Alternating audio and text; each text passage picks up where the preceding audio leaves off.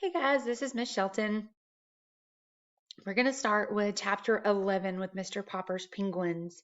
The title of the chapter is Greta. So Captain Cook did not die after all.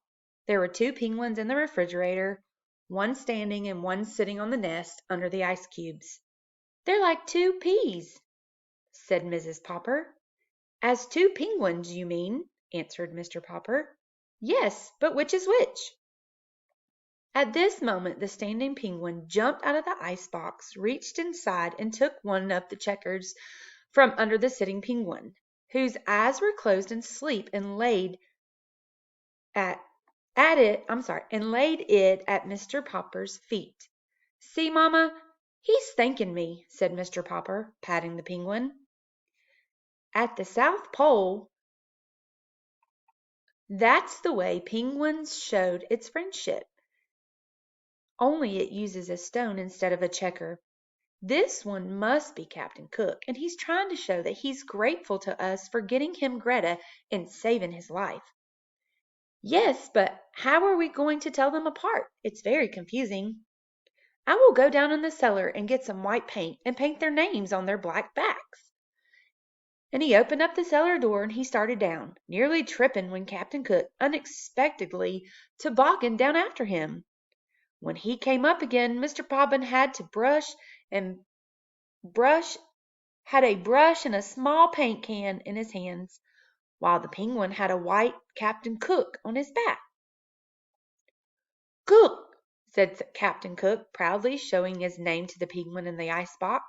Gaw, said the penguin, and then squirming around in her nest, she turned her back to Mr. Popper. So Mr. Popper sat down on the floor in front of the ice box, while Captain Cook watched, first with one eye and then with the other. What are we going to call her? Asked Mrs. Penguin. Greta. It's a nice name, said Mrs. Popper, and she seems like a nice bird, too. But the two of them fill the ice box, and pretty soon there will be eggs, and then the next thing you know, the ice box won't be big enough for our penguins. Besides, you haven't done a thing about how I'm going to keep the food cold. I will, my love, promised Mr. Popper. It is already pretty cold for the middle of October, and it'll soon be cold enough outside for Captain Cook and Greta. Yes, said Mrs. Popper, but if you keep them outside the house, they might run away. Mamma, said Mr. Popper, you put your food back in the ice box tonight, and we will just keep Greta and Captain Cook in the house. Captain Cook can help me move the nest into the other room. Then I will open up all the windows and leave them open, and then the penguins will be comfortable. They'll be comfortable, all right, said Mrs. Penguin, but what about us? We can wear our winter overcoats and hats in the house, said Mr. Popper, as he got up to go around and open all the windows. It certainly is colder, said Mrs. Popper, sneezing. The next few days were even colder, but the Poppers soon got used to sitting around in their overcoats. Greta and Captain Cook always occupied the chairs nearest to the open windows. One night, quite early in November, there was a blizzard, and when the Poppers got up in the morning, there were large drifts of snow all over the house. Mrs. Popper wanted to get her broom and have Mr. Popper bring his snow shovel to clear away all the drifts, but the penguins were having so much fun in the snow that Mr. Popper insisted it should be left where it was.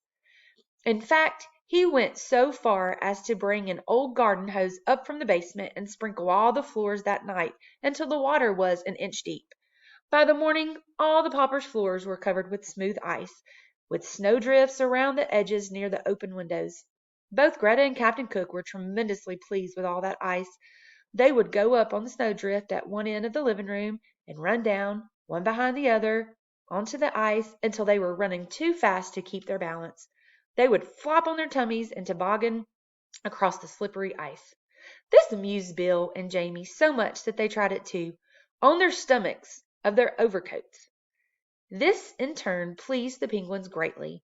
Then Mr. Popper moved all the furniture in the living room to one side so that the penguins and the children would have plenty of room for real sliding.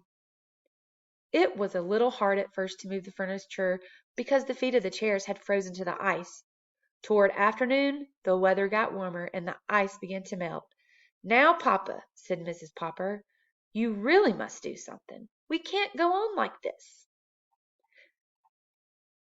There they are, playing inside.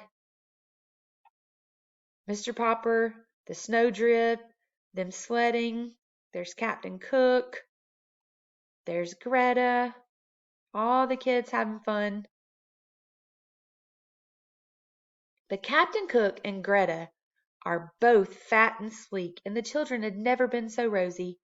"It may be very healthy," said Mrs. Popper, as she mopped up the flood, "but it's very untidy." "I will do something about it tomorrow," said Mr. Popper. There's Greta. And that's the end of chapter 11.